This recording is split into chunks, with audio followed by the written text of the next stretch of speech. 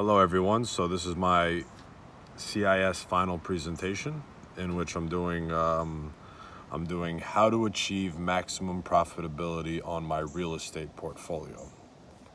So here in the data section we have a couple of well, first maybe let me retract and I'll tell you where I got this information from. So these buildings here, 121 Main Street, 129 Main Street, 159, 61 and whatever else, these are all rental units that my family's company owns, and this is all real-time data. This is what we collect. I went back in the records and I was able to check every single unit and see how much we collect for them. And here I comprise two different things under the expense per month chart. I took the taxes that we have to pay per unit, and that's on broken up by section. So if this place is collecting $1,200, they would get, and the whole building's collecting about $10,000, they would take about 12% of the expenses for the month, total mortgage and taxes. So that's how I broke that section up. And I came to the gross profit, and I found the gross profit margin, which was 37% in that example. So let me move over to the solver data worksheet. So here I got the solver data worksheet, and basically it's the same exact formula over here, except now I have the rent collected per month, and again I have it over here, and I compare that right next to the market rent for the month that we collected, and this is the market rent that the market that we're in is collecting.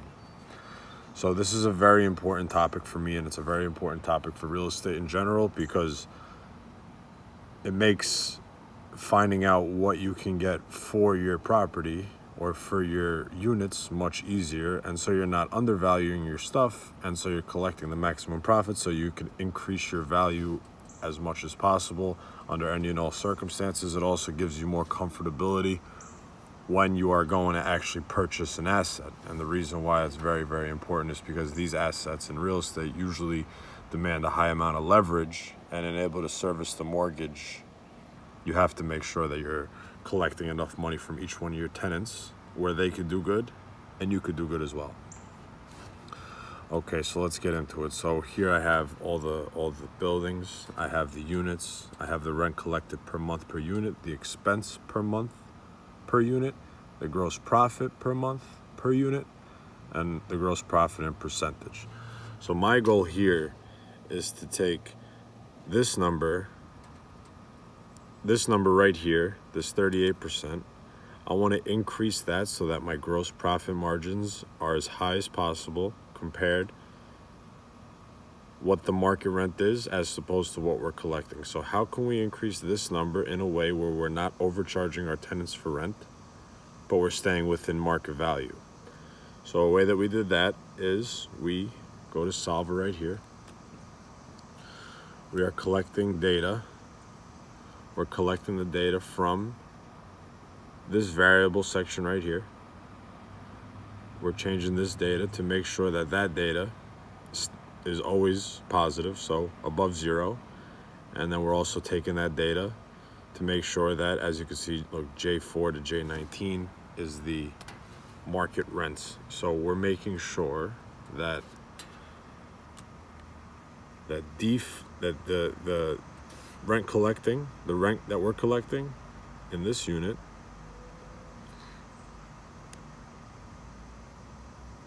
if it's less than or equal to the rent that we're collecting here, we want to raise it to what this is so that we could achieve maximum profitability in the gross profit margin section. So now we're going to hit solve.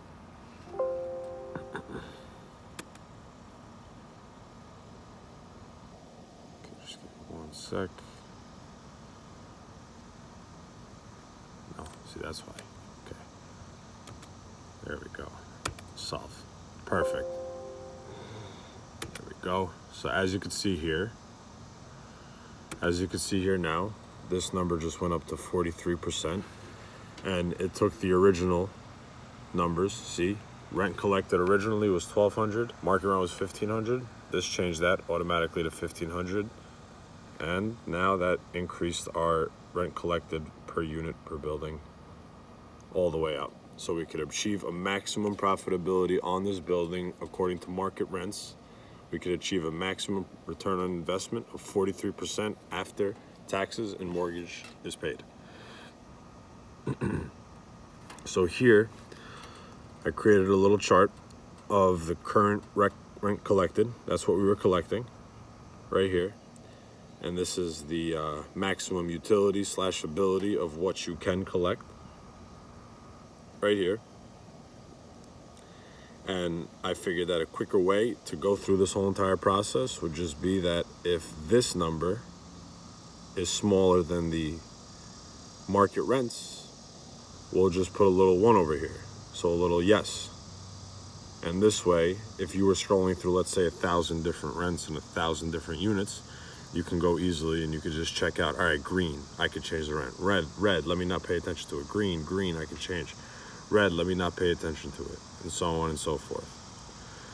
So basically, we just collected the market rents that we're collecting.